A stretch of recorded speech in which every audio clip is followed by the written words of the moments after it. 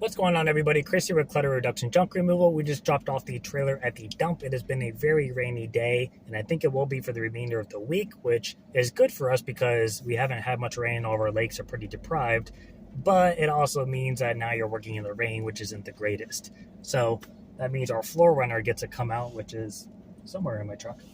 But if you don't have a floor runner, it can come in handy with clients' homes when things are raining. I'll find a picture and throw it up on the screen of what I mean. But you can buy them online. You can buy them from moving supply warehouses. They're not super expensive, and they usually come in a good size roll, so you can cut it up and actually make like small little portions and long portions. They're a nice touch when you go to somebody's house and it's raining. Let's just leave it at that. Like, they will really be like, wow, that's cool. I've had it happen numerous times. A lot of moving companies use them as well. So I wanted to mention something that I'm not perfect with, but I find it to be helpful when it comes to marketing. And it's ways you can do marketing without actually dedicating your time to marketing. So I'm going to name off a few examples because I'm sure that probably didn't make a whole lot of sense.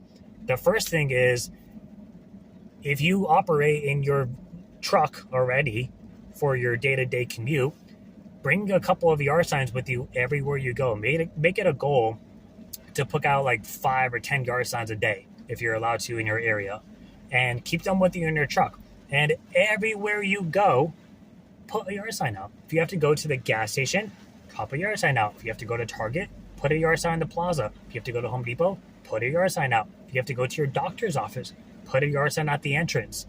You can technically imprint all these different places while going about your daily life. And that's just one less thing you have to do when you're physically on the jobs, working all day, you're tired, you have all this stuff going on. You can fill in all these extra little activities just going about your day. You can also do the same thing when you go to your friend's house who lives in an apartment building or a complex, and they have all these nice little doorknobs everywhere. Guess what you can go by and do? Put out door hangers, carry some of them in your glove compartment. So you say, yeah, I'll be up in like 10 minutes. Go out, put out like 10, 20 of those things, and then go up to your friend's house. And then when you're done, you can leave. And just like that, you just marketed to 10 to 20 people in like 5 minutes. And you didn't have to go there physically to do it. You didn't have to wait until a job came in that area to go do it. In addition, social media, probably the most powerful thing you can do without putting in a lot of effort. If you are somebody who goes on Instagram for 25, 30 minutes to an hour every single day to look at funny videos like I do and send them to your fiance while you're taking a poop, instead, go on Facebook, go on Nextdoor, go through the groups and look for people who are looking for recommendations for other services. Comment somebody you know and then recommend yourself as well. Look for people literally looking for junk removal. Post about your own business if the group rules allow you to. Same thing with Instagram. Instagram gets a lot of flack because it's not like Facebook where people are looking for services. It's more of like a product kind of page or something that can be done pretty much from anywhere. However, you can reach out to local businesses, DM them. Instead of looking at funny videos, why don't you look up local coffee shops, local businesses, local construction companies, local tile stores, and just reach out to them and say, hey, we're a local junk removal business. If you guys ever have any need for an accumulation of junk to be removed, or maybe you have illegal dumping out back of your store, or maybe you guys are going to be changing offices soon because the lease is up, whatever, and you're not going to be taking everything with you, we would love to work with you in the future. Here's our contact information. Especially if it's a coffee shop or something, you could say, hey, we just stopped by today, or we're going to plan on coming by in the next couple of days. I would love to talk with you in person, but here's just some information about what we do. And that's a quick concept. Heck, you could even copy and paste it a little bit and then just change it up little by little of how you introduce yourself. So that way it's a little bit more personalized, but you could message 10, 15, 20, 30 businesses a day in your area. And then when you go there in person, assuming it has ever been read, you can introduce yourself again. And if they say, oh yeah, I remember you, you messaged me about your services, that is good. That means that they were able to remember you based off all the other messages they get. And now you just put a face to a name. And while you're there, you can say, oh, that's wonderful. Do you guys ever find yourself needing this kind of service? And you can explain the different situations. We did our first gas station job probably 6 months ago. I have never been to a gas station for a junk removal before. I know Sonoma Strong has talked about it. They've gone to 7-Elevens and cleaned up stuff behind the back end. There's mattresses and all kinds of stuff, and to watch out for needles. I've never been in that situation before until I had a manager call me and say, hey, I have a bunch of debris around the property line. The city just issued us a fine. We need this cleaned up by this date. When can you come out? We went out the same day, banged it out, easy peasy. It was kind of cool. While we're there, we had the truck all stretched out across the whole parking lot, which means everyone driving around that very busy intersection was seeing us work. And it was really cool. And that's a great opportunity to be in.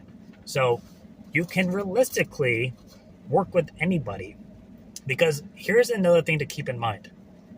Even if a business is not likely to ever have an accumulation of junk, right? They don't go through enough. Even if it's a small business or it's like a pet shop or something, whatever the case, they don't see that much inventory. They don't get that much extra material. They are very unlikely to ever need you personally. There is no one stopping anybody from illegally dumping. It's sad, but it's true. You could never have an accumulation of junk until one day you go out to toss out your single bag in the dumpster and realize there's 15 tires in there. The city won't take it. There's a mattress on the side all slopped up on the end, covered in dirt. The city won't take it unless it's in the dumpster, and at that point, it can't be protruding out of it depending on how strict they are. Nor would I personally want to touch a mattress, because I don't know where the heck it came from. I don't know if it had bed bugs in it. I don't know the condition of it. It's probably wet, it's dirty, and I don't want to sit there and try to force it into a dumpster, especially if I'm there by myself. So I would want to call somebody, and that is a perfect opportunity. So when I reach out to people like stores and local businesses, I always specify a few different things. Either A, you have an accumulation of trash, whatever that may mean to them. Number two, they look like they may be moving soon. A lot of places don't take everything with them, whether they're leaving behind display cases or leaving behind cubicles or desks, or they're not taking something that they built to the wall and they're just grabbing all the small stuff. They may want you to go in and grab everything else. Maybe they have a back storage room full of crap that they thought they were going to use, they're not going to need, and now they don't want to pay to get it transported. And then the last thing is illegal dumping, because nobody can predict that. And you never know how far somebody's going to go.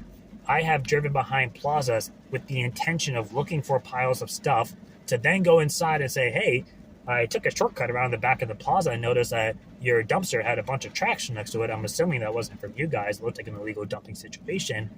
Here's my card if you ever need something like that removed before the city tries to fine you.